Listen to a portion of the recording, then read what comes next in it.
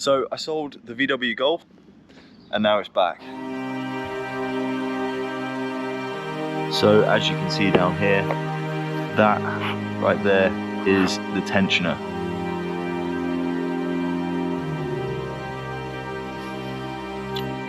Oh, pray for me.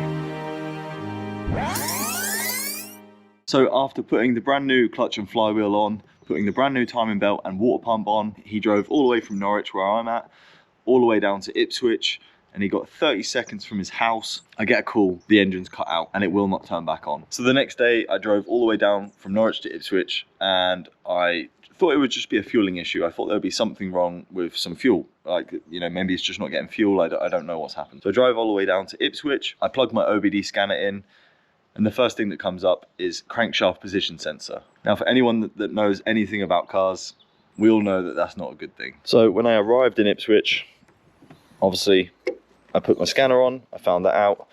I pulled the engine cover off. I took the timing belt cover off, and the belt was like this, which is absolutely not meant to be like that. It's not tensioned at all. So as you can see down here, that right there is the tensioner. Now the tensioner has actually like exploded. It's basically the spring has sprung out, the stud has been ripped out of the block. So I can't quite get the tensioner out of that little gap there. So I think what I'm gonna have to do is I'm gonna have to jack the engine up. I'm gonna have to drop the, or take the bolts out of the engine mount, and then try and wiggle it out from here by lifting the engine with the jack.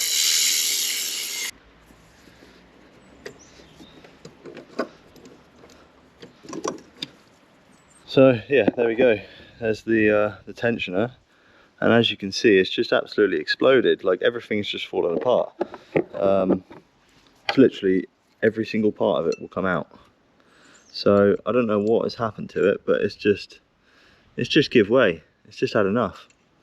So what I'm going to do is I'm actually going to take this back to the place that I bought it from, and they're going to have a look at it and see what was going on with it, and you know, if there's a reason why this has just absolutely failed, or what, because I mean, that definitely wasn't, you know, basically it drove 60 miles absolutely fine, and then the guy was sitting at a traffic light, and then suddenly it just cut out and it just didn't run.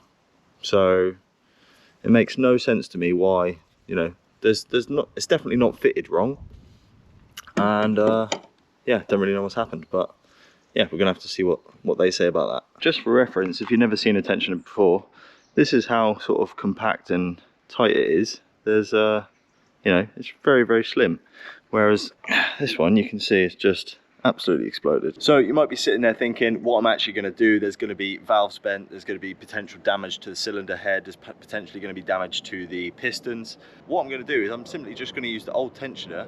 I'm going to time the car back up, and then I'm going to try and turn it over by hand. And if it turns over by hand, I'm going to try and just turn it on and see how, you know, see how we get on. Because if it turns over by hand, then it will probably turn over by the key. So yeah, I mean, one of the main things I really need to do is I need to get the stud out of the block, because I can't put a new tensioner on if I haven't got the stud out of the block. But the other two options that I have are get a new cylinder head, making sure that obviously, you know, the pistons are okay. And if the pistons aren't great, once I take the cylinder head off, then I'll have to just buy a new engine. So to tackle getting this stud out of the block, I've just gone and picked myself up a right angle Milwaukee drill. So hopefully this will be able to get it out. I've just picked up some cobalt drill bits, and I've got a little center punch here, which is just basically a tap. And then I've also picked up some left-hand drive easy out bits, because hopefully what I'm going to do is I'm going to drill a little hole into it, and then I'm going to tap one of those in and try and just bring it out. Because I don't want to drill all the way through, I just want to drill into it a little bit and then try and just pull it out.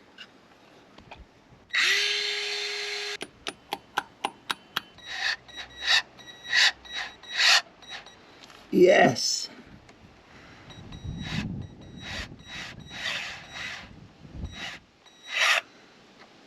Oh, thank the Lord. Oh my God. It actually worked to get it out. That left hand easy out, absolute dream. The threads are absolutely cooked on that though. That's the only thing I'm thinking. Are the threads cooked inside? So after a bit of further inspection on the stud, it's actually ripped the threads out of the cylinder head. We'll have to try and drill and put a helicoil in, and obviously, yeah, then try and put it back in. The main thing with that is I need to get it 100% square, and I need to tap it square. If I don't tap it square, it's not going to sit correctly, and then it's basically just going to be a new cylinder head, because either that or I'll have to go to a bigger helicoil. It's quite an awkward place, so we'll see if we can do that. So my helicoil kit has finally been delivered. I'm now going to have to try and drill as square as I can into the cylinder head to obviously then be able to tap the cylinder head and then put the helicoils in. I went to VW and I bought an original stud, so I can put that in with the helicoils. I measured the thread on the helicoil on the stud, so I can get the correct helicoil. So hopefully I can get this drilled out nice and square, and then I can put the helicoils in. The only thing I'm going to have an issue with is the thread on the stud is nearly double what the helicoils are, so I'm going to have to try and put 2 helicoils in. But the only issue with that is where the thread stops, I'm going to have to try and merge the helicoil, because if not, it's just going to strip the second helicoil.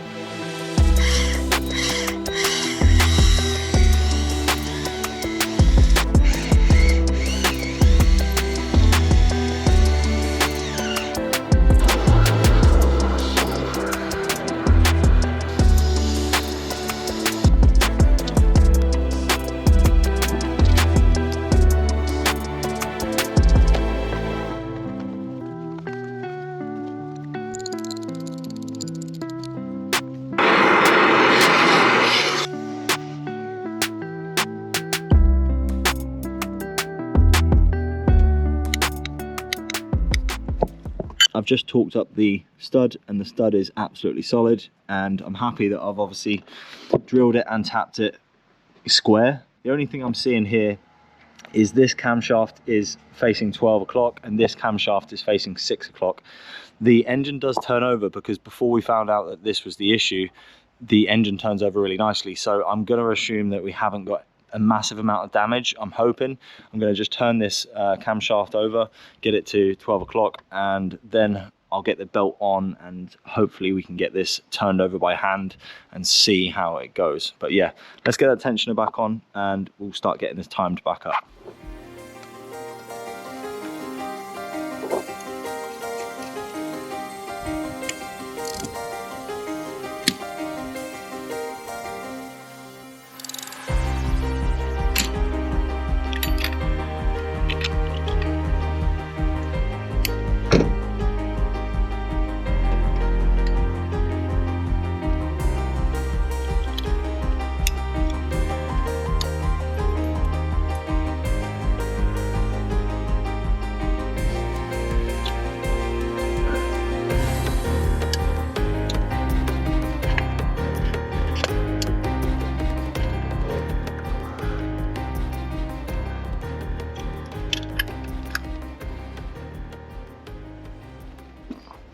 So what I've had to do, because the crank actually got stuck, I had to take out the pins from the camshafts, and then I had to turn the exhaust side over to 180 degrees so it was facing down, and now the crank is actually spinning. So now we are nearly at top dead center. I just need to try and get this tool in, and if I can get that in, then we should be good to turn the camshaft back around and put the locking tools in the cams. There we go. So I've just got the crankshaft locked into TDC with the little arrows connecting, and I can't seem to push it in anymore, but that seems fine. I can't actually turn the crank anymore. So, and then we just need to get the cams in time. I got the belt on pretty much first time, so yeah, I was super happy with that. Obviously, I don't know if it's experience from doing it before, or you know, maybe this belt is slightly stretched, because I have used the old belt, the old tensioner, the old roller and this roller here, so everything is as it was before. So yeah, obviously if this works and everything turns over, then we should be good and nothing is damaged inside. So let's quickly turn this over.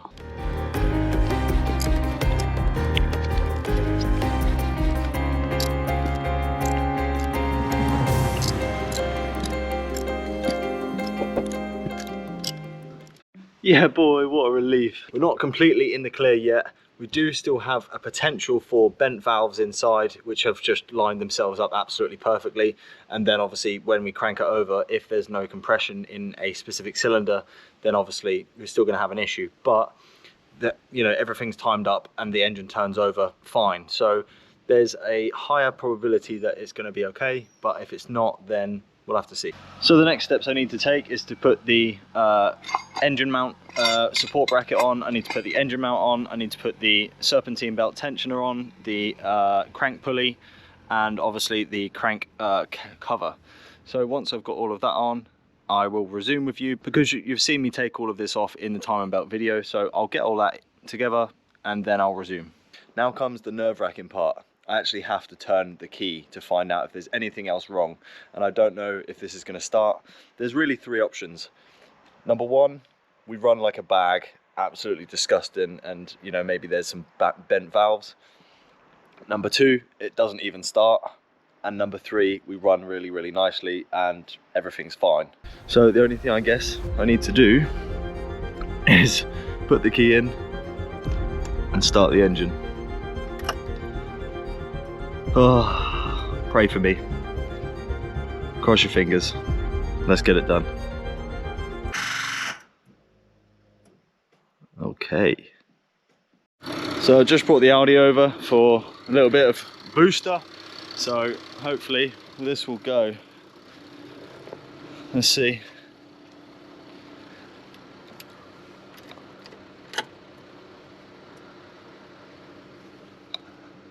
Oh yeah, she's really struggling. I might give her a second.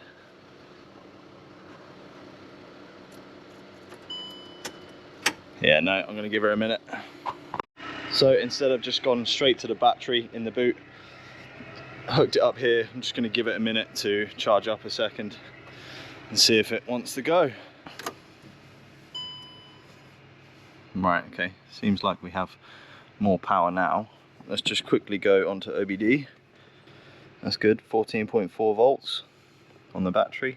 That's obviously with the Audi connected, so giving it a little bit of juice. So just going to tap to scan, see what faults we've got coming up. So right now we have a whole bunch of codes coming up. We've got 36. I think that's the most I've ever seen this car have. But I'm just going to go clear it straight away. Just wipe all of those, and then I'm going to try and key it over and see if it starts. The dash looks much better. So yeah, hopefully once these are all wiped, we can then see if it will go. Cool, right, all of the codes are wiped. Let's see if this will turn on.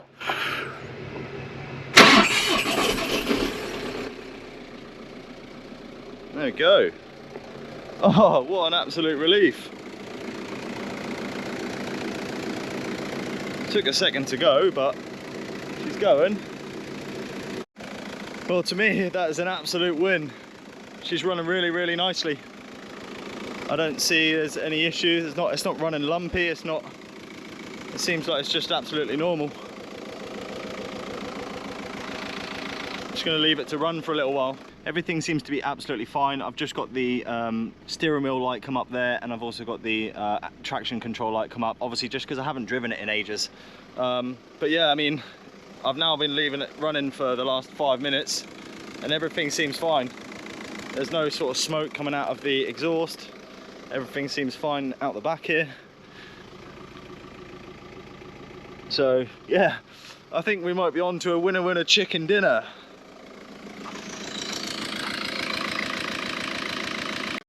So now that she's running really nicely, it seems absolutely fine to me. Everything's, you know, I've been running it for maybe 10 minutes now. Everything seems fine. There's nothing that I can see. The main thing I need to do now is get it off axle stands and take it for a drive, see if it misfires, see if there's any issues when it's driving. But other than that, I think we might have a fix. So I'm just going to give it the second start up. I've just taken it off axle stands, so we are on the floor. Yeah, let's see how she goes this time.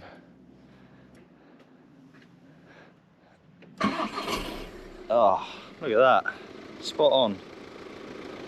Straight on the key.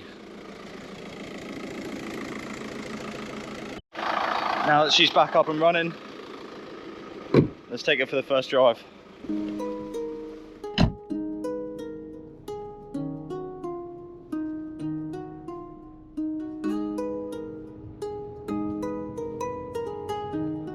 Oh my God, what a relief. Let me just sort the brakes out. There we go.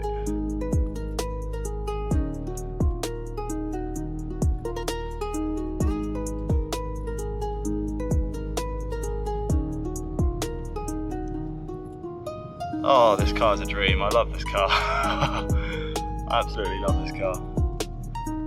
What an absolute wagon. The amount of stuff this car's been through. No misfires, no nothing. Just a seatbelt light, just because I'm driving around. Just my little yard. Oh, the clutch is absolutely beautiful as well, because obviously the clutch was, we just replaced the clutch, so.